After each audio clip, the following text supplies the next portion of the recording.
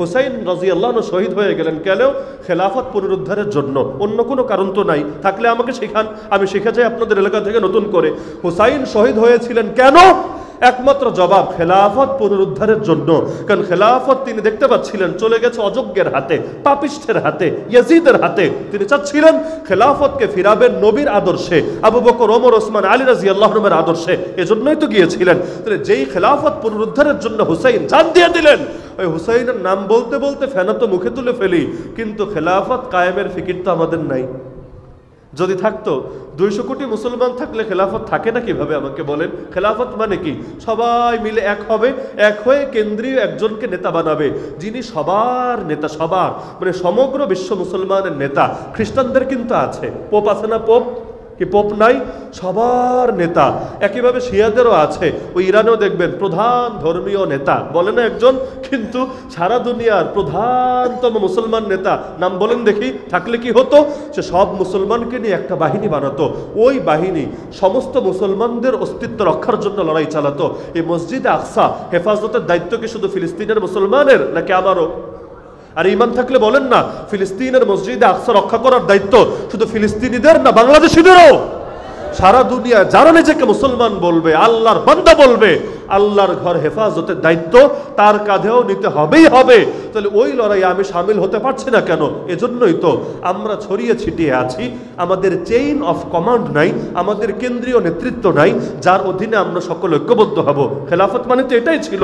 তাহলে এই যে নবীর নাম বলতে বলতে, হোসাইনের নাম বলতে বলতে মুখে ফেনা তুলে ফেলবে, কিন্তু আদর্শের খবর নাই। নবী বলেন, যে কোনো সম্প্রদায়ের লোক যদি কোনো বৈঠকের মধ্যে বসে, কিন্তু সেখানে বসে লা ইয়াযকুরুন আল্লাহ ফীহি, আল্লাহকে মোটেও স্মরণ করে না, ওয়ালা ইউসাল্লুনা আলা নবিয়িহিম, এবং নবীর শানে একবারও দুরূদ পড়ে না। বৈঠক তো একটা করলো, 5 মিনিটেরই হোক আর 5 ঘন্টারই হোক, কিন্তু পুরো বৈঠকে আল্লাহর নাম একবারও নিল না, আল্লাহকে একবারও স্মরণ করলো না, আর নবীজির শানে একবারও দুরূদ পড়লো না। আল্লাহ রাসূল বলেন, ইল্লা কানা লাহুম তিরাতান, নিঃসন্দেহে এটা তাদের জন্য বরবাদের কারণ হবে, ক্ষতির কারণ হবে, ধ্বংসের কারণ হবে। ফা ইন শাআ গাফারা লাহুম ওয়া ইন শাআ আযাবাহুম, এরপর আল্লাহ যদি চান তাদেরকে মাফও করতে পারেন, আল্লাহ যদি চান তাদেরকে আযাবও দিতে পারেন। তাহলে কত ভয়াবহ একটা কথা যে কোথাও একটা বৈঠক হচ্ছে, তো সেই বৈঠক একবারের জন্য আল্লাহর আলোচনা নাই, একবারের জন্য নবীর আলোচনা নাই। এমনকি সেই নবীকে তো আল্লাহ রাব্বুল আলামিন এমন দামি বানিয়েছেন, তিরমিজি শরীফে হাদিস আছে, আর দুআউ মাওকুফুন বাইনাস সামাই ওয়াল আরদ। আরে বান্দা যখন দোয়া করে, দোয়া করলে দোয়া আসমানে পৌঁছে যায় না, রব্বুল আলামিনের কাছে পৌঁছে যায় না, বরং দোয়াটা আসমান আর জমিনের মধ্যে আটকে থাকে, ঝুলে থাকে। যতক্ষণ না বান্দা নবীজির শানে দুরূদ পড়ে, তার দোয়া আল্লাহ পর্যন্ত পৌঁছানো হয় না। এজন্য শুধু আনুষ্ঠানিক দোয়া না, মাহফিল শেষেও তো আমরা দোয়া করব, শুধু ওই দোয়া না, সাধারণ সাধারণ দোয়ার আগেও নবীর শানে দুরূদের শিক্ষা, এটাই ইসলামের শিক্ষা। এই যে মসজিদে ঢুকলেন না আপনারা, এটা তো আল্লাহর ঘর মসজিদ। মসজিদে ঢোকার সময় কি দোয়া পড়ি আমরা? সবাই জানেন কি দোয়া পড়ি? আল্লাহুম্মা ইফতাহ লি আবওয়াব রাহমাতিক। এভাবে ডাইরেক্ট দোয়া শুরু করাটা আদব না, এটাও দোয়া। আল্লাহুম্মা, হে আল্লাহ, ইফতাহ লি, আমার জন্য খুলে দেন, আবওয়াব রাহমাতিক, আপনার রহমতের সব কয়টা দরজা। মানে শুধু মসজিদের দরজাই খোলা হচ্ছে আমার জন্য, এমন যাতে না হয়, আপনার রহমতের সব কয়টা দরজাও যাতে আমার জন্য খোলা হয়ে যায়। কিন্তু আদব কি জানেন? আদব হলো ডাইরেক্ট দোয়া শুরু করা না, বরং প্রথমে আল্লাহর নাম নেওয়া, বিসমিল্লাহ। 2 নম্বরে নবীর শানে দুরূদ পড়া, ওয়াসসালাতু ওয়াসসালামু আলা রাসূলিল্লাহ। আমার সাথে সবাই বলেন বিসমিল্লাহ। বিসমিল্লাহ বলে কার নাম নিলাম? আরে কার নাম নিলাম? এরপর নবীর শানে দুরূদ এবং সালাম, ওয়াসসালাতু ওয়াসসালামু আলা রাসূলিল্লাহ। তার মানে আল্লাহর নামে দুরূদ এবং সালাম বর্ষিত হোক আল্লাহর রাসূলের উপরে। এরপর দোয়া, আল্লাহুম্মা ইফতাহ লি আবওয়াব রাহমাতিক। মসজিদ থেকে যখন বের হবেন তখন একই আদব, ডাইরেক্ট বলবেন আল্লাহুম্মা ইন্নী আসআলুকা মিন ফাদলিক। না রে ভাই, এটা আদব না। অনেক মসজিদে এতটুকু লেখা থাকে, আল্লাহুম্মা ইন্নী আসআলুকা মিন ফাদলিক, হে আল্লাহ, আমি আপনার কাছে আপনার রিজিক চাচ্ছি, আপনার অনুগ্রহ চাচ্ছি। এখানে ফজল বা মানা রিজিক, তো আল্লাহর কাছে ডাইরেক্ট রিজিক চাওয়া এটাও আদব না, বরং কি বলবেন? ওই যে যেটা শেখালাম, বিসমিল্লাহ ওয়াসসালাতু ওয়াসসালামু আলা রাসূলিল্লাহ। এরপর আল্লাহুম্মা ইন্নী আসআলুকা মিন ফাদলিক, জানাজার নামাজ পড়েন। জানাজার নামাজও দেখবেন ডাইরেক্ট দোয়া শুরু করি না, আল্লাহু আকবার, আল্লাহুম্মা গফির লিহাইয়িনা ওয়া মাইয়িতিনা, এভাবে জানাজার নামাজ আমরা কেউ পড়ি না। বরঞ্চ প্রথম তাকবীর দিয়ে কার প্রশংসা করি? সানা মানেই প্রশংসা, সানা আরবি শব্দ, এর বাংলা অর্থই হলো প্রশংসা। প্রথম তাকবীর দিয়ে কার প্রশংসা করি? এরপর দ্বিতীয় তাকবীর দিয়ে কার শানে দরুদ পড়ি? আল্লাহ রসুল সাল্লাল্লাহু আলাইহি ওয়াসাল্লামের শানে দরুদ পড়ি। এরপর তৃতীয় তাকবীর দিয়ে দোয়া করি। মূল তো দোয়া, কিন্তু দোয়াটা ডাইরেক্ট কেন করি না? কারণ ডাইরেক্ট দোয়া করলে এই দোয়া কবুল হবে ওই আশা খুব বেশি করা যায় না। বরঞ্চ ওই দোয়ার সঙ্গে যখন আল্লাহর প্রশংসাও থাকবে, ওয়ালিল্লাহিল আসমাউল হুসনা ফাদউহু বিহা, কোরআন বলে দিচ্ছে আল্লাহর অনেক সুন্দর সুন্দর নাম আছে, সুতরাং দোয়া করলে আল্লাহর নাম নিয়ে দোয়া করো। তাহলে প্রথমে আল্লাহকেও ডেকে নেই, এরপর নবীর শানে দুরূদ শরীফ পড়ে নেই।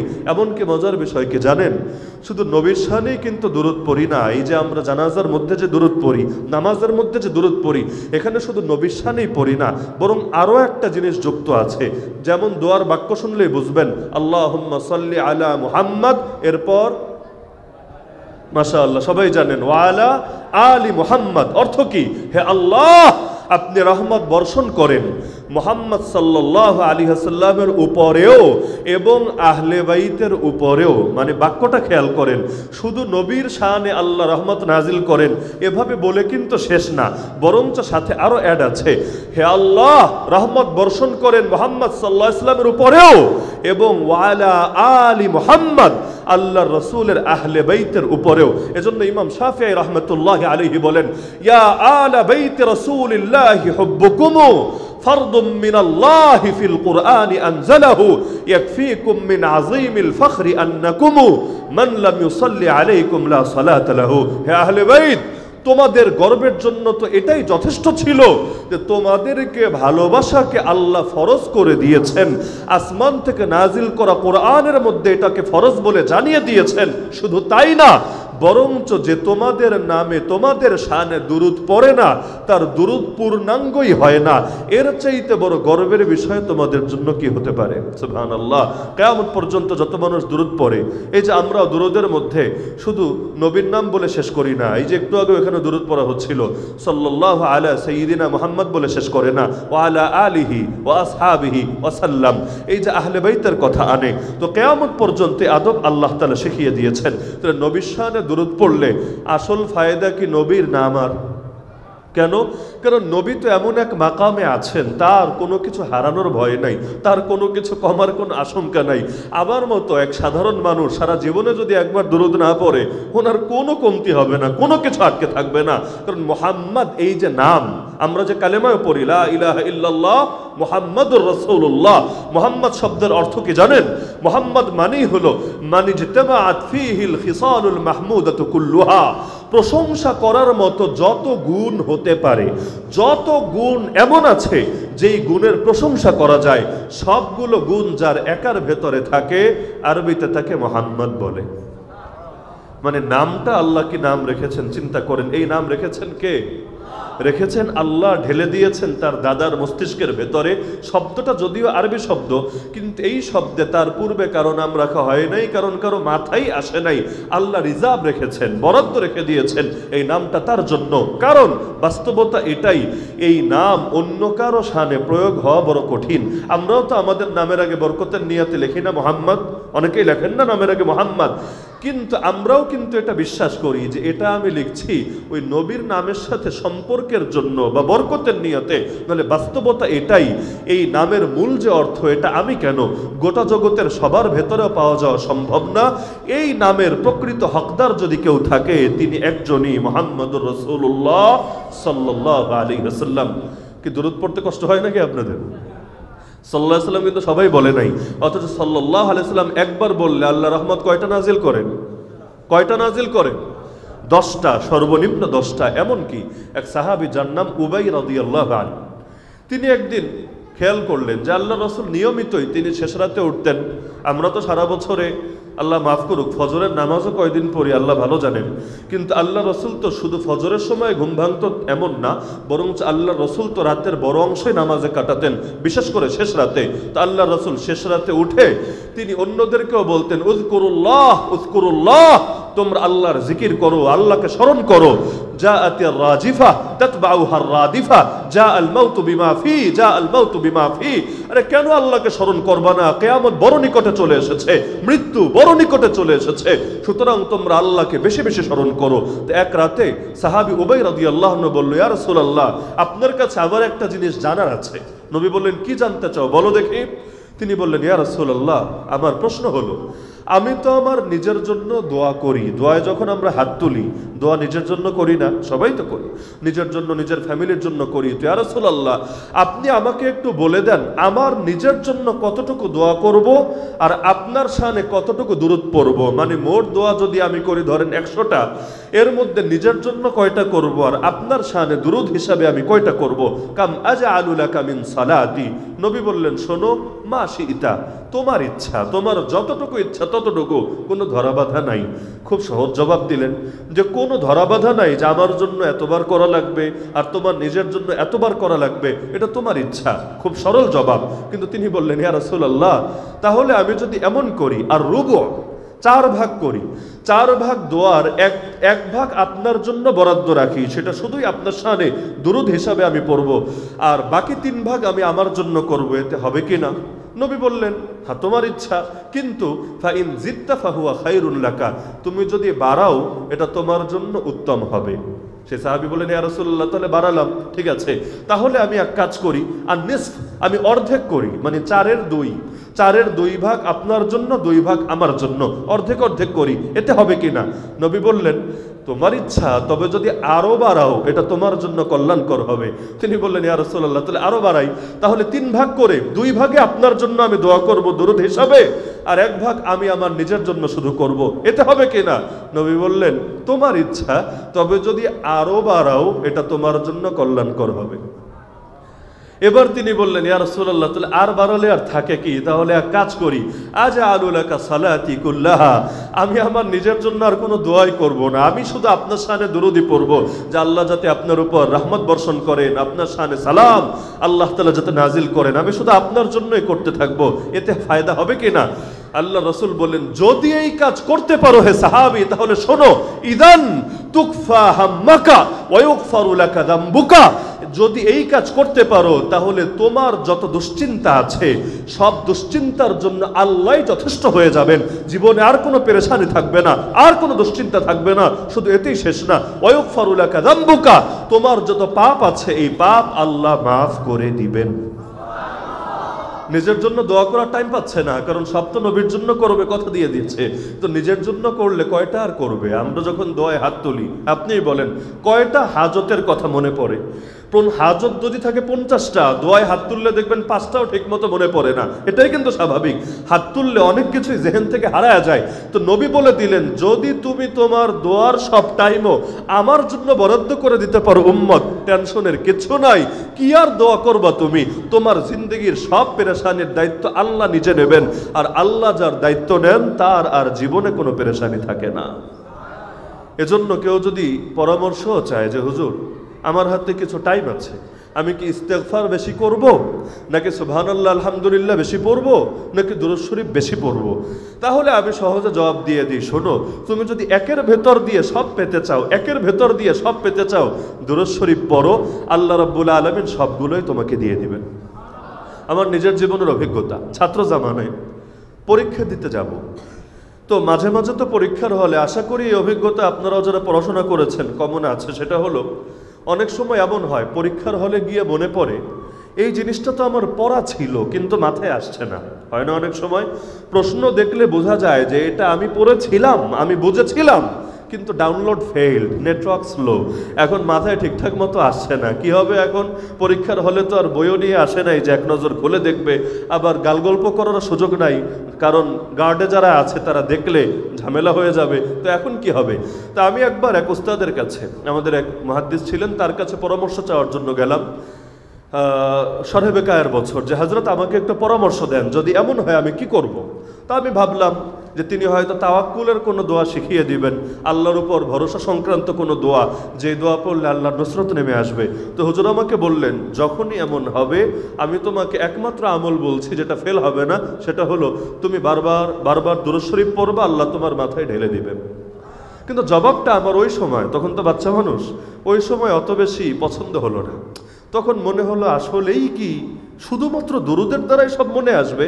আমি তো দুরুদের মধ্যে ডাইরেক্ট আল্লাহকে বলছি না যে আল্লাহ আমি ভুলে গেছি, আমাকে মনে করিয়ে দাও। দুরুদের মধ্যে তো এরকম কোনো অর্থ নাই। তাহলে হ্যাঁ, দুরুদ পড়লাম, কিন্তু সঙ্গে অন্য কোনো বাক্য থাকলে নয়তো একটু বুঝতে সহজ হতো। কিন্তু তিনি বললেন খালি দুরুদ পড়লেই নাকি কাজ হবে। আচ্ছা ঠিক আছে, উস্তাদ যেহেতু বলেছেন সত্যই তো বলবেন, তাহলে বাকিটা পরীক্ষা করে নেওয়া যাবে। তো ওই দিন হলো না, কিন্তু আর 2-3 দিন পর বাস্তবেই এখন পরীক্ষার হলে গিয়ে পার্চা দেখার পর মনে পড়লো, কিরে আজকে তো সেই অবস্থা হয়েছে, প্রশ্নটা তো আমি পারতাম, এখন তো মনে আসছে না। এর মধ্যে মনে পড়লো উস্তাদ তো পরামর্শ শিখিয়েছেন, তাহলে আজকে প্রয়োগ করে দেখি, কপালে যা আছে। তো এখন দুরূদ শরীফ পড়লাম 1 বার 2 বার 3 বার, দেখি না কাজ হয় না। এখন চিন্তায় পড়ে গেলাম, বিকল্প তো কিছু নাই, বিকল্প যেহেতু নাই আর পরামর্শ এটা দিয়েছেন, তাহলে একটু পরে দেখি কয় মিনিট আর লাগবে। এখন চোখ দুইটা বন্ধ করে পড়েই যাচ্ছি। এখন শর্টকাট, পরীক্ষার হলে টাইম তো কম, শর্টকাট দুরূদ পড়ছি, সাল্লাল্লাহু আলাইহি নবী ওয়াসাল্লাম, সাল্লাল্লাহু আলাইহি নবী ওয়াসাল্লাম, সাল্লাল্লাহু আলাইহি নবী ওয়াসাল্লাম। আল্লাহ সাক্ষী কতবার পড়েছি আমার মনে নাই, সংখ্যাটা আমার মনে নাই, মোটামুটি বেশ অনেকবার পড়ার পর ঠিকই আলহামদুলিল্লাহ সেই ভোলা জিনিস মনে চলে এসেছে। ওই দিন দিলের মধ্যে পুরোপুরি ইয়াকিন বসেছে, আসলেই দুরুদের দ্বারা খালি আখিরাতের ফায়দা না, দুরুদের দ্বারা নবীর ফায়দা না, বরং দুরুদের দ্বারা তো নিজের ফায়দা আগে, বরং এর চাইতে বড় ফায়দা কি হতে পারে। এমন তালিবুল ইলমকেও আমরা চিনি, আল্লাহ দেখার তৌফিক দিয়েছেন দাওরে হাদিসের বছর, অর্থাৎ যেই বছর হাদিসের কিতাব সারা দিন পড়ে, সারা দিন ওই ফজরের পর থেকে শুরু করে রাত্রে ঘুমাতে যাওয়া পর্যন্ত সারা দিন খালি ক্বালা রাসূলুল্লাহি সাল্লাল্লাহু আলাইহি ওয়াসাল্লাম, সামিআতু রাসূলুল্লাহি সাল্লাল্লাহু আলাইহি ওয়াসাল্লাম, মানে দিনে যে কয়শবার সাল্লাল্লাহু আলাইহি ওয়াসাল্লাম সাল্লাল্লাহু আলাইহি ওয়াসাল্লাম পড়া হয় আল্লাহ ভালো জানে। প্রচুর প্রচুর প্রচুর সারা দিন পড়া হতেই থাকে। এমন ছাত্র আমরা দেখেছি ওই দাওরে হাদিসের বছরই নবীজিকে স্বপ্নে দেখেছে। কিভাবে দেখেছে? কারণ এই দুরুদের মধ্যে এমন এক শক্তি আছে, নবীকে কেউ যদি স্বপ্নে দেখতে চায়, এর চাইতে পাওয়ারফুল আমল পৃথিবীর কোন মৌলবী কখনো বলতে পারবে না যে নবীকে মহব্বত করে মহব্বতের সাথে বেশি বেশি যদি দুরুদ পড়ে আল্লাহ রব্বুল আলামিন নবীকে স্বপ্ন যোগে তার দিদার নসিব করাবেন ইনশাআল্লাহ। এমনকি নবীর সুপারিশ পাওয়ার ইচ্ছা কার নাই? এখানে যারা আছেন কে এমন আছে যে নবীর সুপারিশ পেতে চায় না? এই নবীর সুপারিশ পাওয়ার জন্য আল্লাহ রাসূল পরামর্শ দিয়েছেন, মান সাল্লা হিনা ইউসবিহু 10 ওয়া হিনা ইউমসি 10 আদরাকাতহু শাফাআতি ইয়াউমাল কিয়ামা। যে ব্যক্তি সকালবেলা 10 বার আমার উপর দুরূদ পড়বে আর সন্ধ্যাবেলা 10 বার আমার উপর দুরূদ পড়বে, নবী গ্যারান্টি দিয়ে বলছেন, কোনো সন্দেহ সংশয় নাই, গ্যারান্টি দিয়ে বলছেন কিয়ামতের দিন সে আমার সুপারিশ পাবেই পাবে। তাহলে কি পরিমাণ নবীর শানে দুরূদ শরীফ পড়া দরকার চিন্তা করেন। এমনকি আজকে যে দিনটা গেল, আজকে কিবার গেল? শুক্রবার। আল্লাহ রাসূল এক সহিহ হাদিসের মধ্যে বলেন, শোনো উম্মত, তোমাদের যত দিন আছে এর মধ্যে সর্বশ্রেষ্ঠ দিন কোন দিন? ইন্না মিন আফদালি আইয়ামিকুম ইয়াউমাল জুমআ। এই দিনই ফিহি খুলিকা আদম আলাইহিস সালামকে সৃষ্টি করা হয়েছে, অফিহি নাফখা অফিহি সাকা। এই দিনে সিংহায় ফু দেওয়া হবে, এই দিনে সেই গগনবিদারী আওয়াজ হবে। এগুলো বলার পরে, দিনটা গুরুত্বপূর্ণ এটা বলার পরে নবী বললেন, এই শুক্রবার দিন তোমাদের বিশেষ কাজ কি জানো? ফাআকসিরু ফিহি সালাত আলাইয়া। এই দিনে আমার উপর বেশি করে, 10 বার 20 বার না, এই দিন আমার উপর বেশি করে তোমরা দুরূদ পড়বা। কোন দিন? আরে বলেন না কোন দিন? শুক্রবার। আমার উপর বেশি করে দুরূদ পড়বা। পড়লে কি হবে? ফা ইন্না সালাতাকুম মা'রুদাতুন আলাইয়া। আরে তুমি যেই হও, তুমি সিলেটের হও, মৌলভীবাজারের হও, কুলাউড়ার হও, বড়লেখার হও, তুমি যখন দুরূদ পড়বা তোমার দুরূদ আমার সামনে হাজির করা হবে। নবী বলে দিচ্ছেন। আপনি চিন্তা করেন একটা বিষয়, দুনিয়াতে মনে করেন বড় একজন নেতা, ধরেন রাজনৈতিক নেতা, তাকে কোনোদিন আপনি দেখেন নাই, কিন্তু তিনি আপনাকে যে কোনোভাবে চেনেন, মাঝে মাঝে আপনার বাসায় হাদিয়া পাঠায়। ঈদের সময় 1 লাখ, কোরবানির সময় 50,000, রমজানের সময় আরো 20,000, এরকম বিভিন্ন হাদিয়া পাঠায়। এখন বহুকাল পর হঠাৎ দেখা হলো। দেখা হওয়ার পর সে জিজ্ঞেস করলো যে তুমি আমারে চিনো কিনা? আপনি বলবেন, আরে আপনাকে আমি চিনব না, আপনি তো যদিও সরাসরি দেখা হয় নাই, কিন্তু আপনি তো নিয়মিত আমাকে হাদিয়া পাঠান, আমার কাছে আপনি সম্মানজনক উপহার পাঠান, আপনাকে না চিনলে আমি কাকে চিনব? একবার চিন্তা করেন, হাসরের ময়দানে নবীর সামনে তো যাবেন না নাকি? হাসরের ময়দানে নবীর সামনে যাবেন না? যখন যাবেন, এই যে আল্লাহ রসুলের সামনে দুরুদ দেখানো হয়, কথাটাকে একপাশে রাখেন।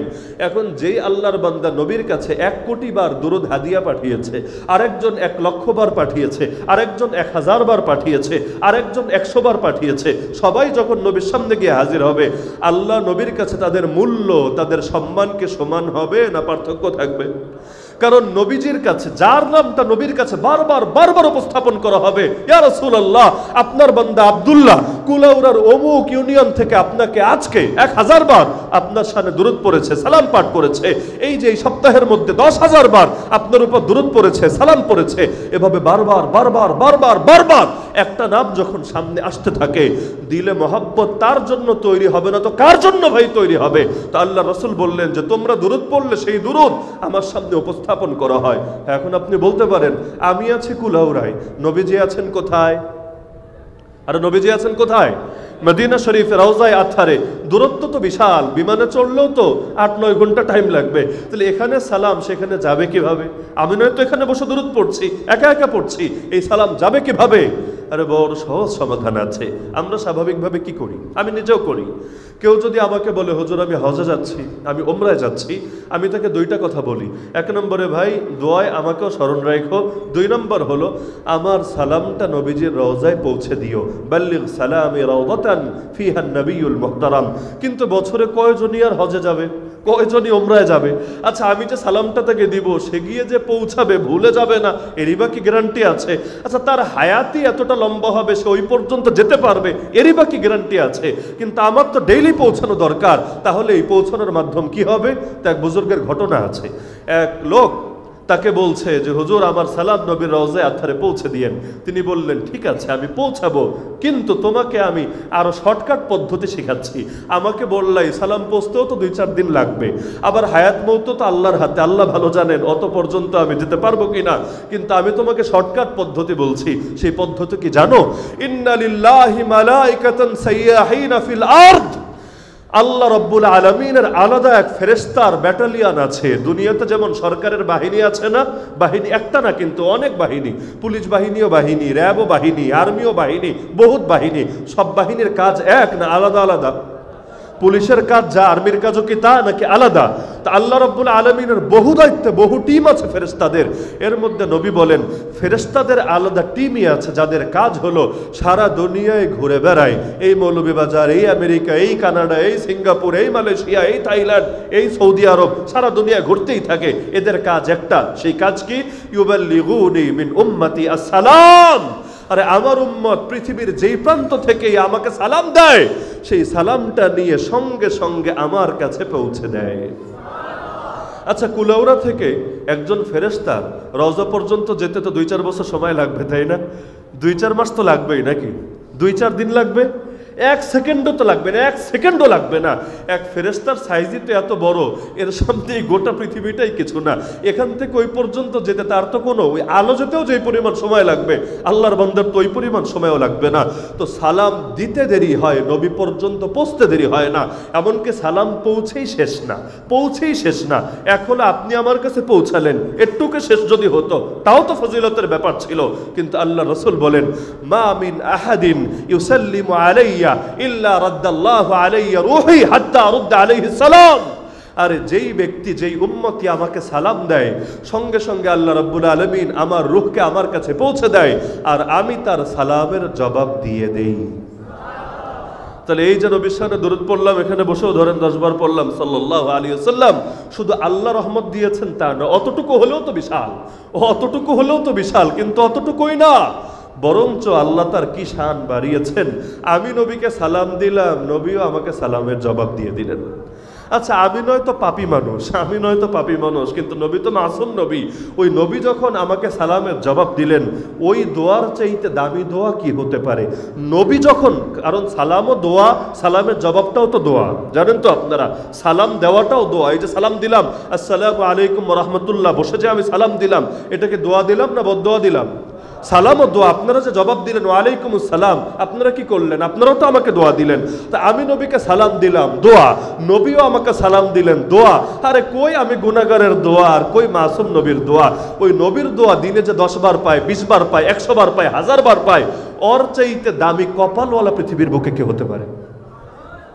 আপনি ভাবতে পারেন সুবহানাল্লাহ, কি পরিমাণ দাম আল্লাহ বানিয়েছেন। এমন কি এই যে নবীর জীবনী নিয়ে আলোচনা, আপনি একটাবার চিন্তা করেন, কোরআন মাজিদ, কোরআনের প্রতিটা আয়াতই তো দামি, প্রতিটা আয়াতই তো সম্মান, একটাও তো অপ্রয়োজনীয় না। প্রতিটা অক্ষর, প্রতিটা জের, প্রতিটা জবর, প্রতিটা পেশ এই কোরআনে। সূরা হিজর আয়াত নম্বর 72, পারা নম্বর 14, এই সূরা হিজরের 72 নম্বর আয়াতে আল্লাহ কসম খেয়েছেন, আল্লাহ কসম খেয়েছেন। কিসের কসম জানেন? আল্লাহর নবীর জীবনের কসম। সুবহানাল্লাহ বলবেন না? কসম খেয়েছেন কে? কোন জিনিসের? নবীর হায়াতের। নবীর হায়াতের। মা আকসামাল্লাহু বিহায়াতি আহাদিন ইল্লা বিহায়াতিহি। এই আমার নবীর জীবন ছাড়া দ্বিতীয় কারো জীবনের কসম আল্লাহ কখনো খান নাই। আরে কসম খাওয়া বোঝেন? আমরা যদি কসম খাই, কার নামে খাই? আল্লাহ ছাড়া কারো নামে কসম খাওয়া জায়েজ আছে? আল্লাহ ছাড়া কারো নামে কসম খেলে শিরিক হবে, শিরিক। মান হালাফা বিগাইরিল্লাহি ফাকাদ আশরাকা, হাদিসের মধ্যে আছে। আল্লাহ রাব্বুল আলামিন তিনি যখন কোনো কিছুর কসম খান, তাহলে ওইটা কত দামি এবং কত মূল্যবান, কতটা নিখুঁত, কতটা ত্রুটি মুক্ত জিনিস হতে পারে। আল্লাহ কোন নবীর, অন্য কোন নবীর জীবনের কসম খান নাই, কিন্তু একজনের কসমই আল্লাহ কোরআনে খেয়েছেন। রেফারেন্স সহ বলে দিলাম, সূরা হিজর আয়াত নম্বর 72। আল্লাহ কসম খেয়ে বলছেন, লাআমরুক লাআমরুক, হে নবী আপনার হায়াতের কসম। তাহলে যেই জীবনের কসম খানকে, ওই জীবন যদি আমার আদর্শের মধ্যে চলে আসে, ওই জীবন যদি আমি জানতে পারি, ওই জীবন যদি আমি মানতে পারি, তাহলে আমার চাইতে দামি এই পৃথিবীর বুকে আর কে হতে পারে? এমনকি আল্লাহ তো তার নবীর নামও ধরেন নাই কোরআনে। কোরআনে আল্লাহ অন্যান্য নবীদেরকে নাম ধরে ডেকেছেন। এটা কোনো আল্লাহর দৃষ্টিতে বা আল্লাহর শানে আপনি যদি তুলনা করেন, এটাতে আদবহীনতার কিছু নেই। আবে আল্লাহ বান্দারে ডাকবে, এখানে নাম ধরে ডাকার মধ্যে কি সমস্যা আছে? উল্টা আল্লাহ কোনো বান্দার নাম নিচ্ছে, এটা তো তার জন্য উল্টা সম্মানের। আল্লাহ কত নবীকে ডাকলেন, ইয়া ইয়াহিয়া হে ইয়াহিয়া, ইয়া ঈসা হে ঈসা, ইয়া ইব্রাহিম হে ইব্রাহিম। কিন্তু আমার রাসূলকে আল্লাহ কোথাও নাম ধরে ডাকেন নাই। নাম ধরে ডাকলে অসম্মানের কিচ্ছু ছিল না, কিন্তু নিজেও নাম ধরে ডাকেন নাই। এবং রাসূল আমাদেরকে আদব শিখিয়েছেন। আল্লাহ নিজে কোরআনে বলে দিয়েছেন যে নিজেরা নিজেদেরকে যেভাবে ডাকো, নবীকে সেভাবে ডাকবা না। নিজেরা নিজেদেরকে যেভাবে ডাকো, সূরা হুজুরাতে স্পষ্ট জানিয়ে দিয়েছেন, নবীকে তোমরা সেভাবে ডাকবা না। তা আমি আপনাকে কিভাবে ডাকি? নাম ধরেই তো ডাকি। নবীকে কিভাবে ডাকি? ইয়া রাসূলুল্লাহ, ইয়া হাবিবাল্লাহ, ইয়া নবিয়াল্লাহ। এই যে সম্মান আল্লাহ রাব্বুল আলামিন তাকে দিয়েছেন, এমন কি যার চরিত্রের সার্টিফিকেট দিয়েছেন কে? আমার আপনার চরিত্রের সার্টিফিকেট দেয় কে? চেয়ারম্যান। চেয়ারম্যান সার্টিফিকেট লাগে না বিভিন্ন জায়গায়? চেয়ারম্যানের সার্টিফিকেট দিয়ে বহু কাজ হাসিল করতে হয়, অথচ যেই বেটায় সার্টিফিকেট দেয় ওর নিজেরই তো সার্টিফিকেট দরকার। কারণ কয়টা চেয়ারম্যানের নিজের ক্যারেক্টার ঠিক আছে যে সে আরেকজনের ক্যারেক্টারের সার্টিফিকেট দিবে এবং সেইটা অন্যের জন্য দলিল হবে? কিন্তু আল্লাহ নবীকে চারিত্রিক সার্টিফিকেট দিয়েছেন কে? 29 নম্বর পারা দ্বিতীয় সূরা, সূরা কলমের মধ্যে আল্লাহ নিজে দিয়েছেন, ওয়া ইন্নাকা লাআলা খুলুকিন আযীম, নিশ্চয়ই আপনি সুমহান চরিত্রের অধিকারী।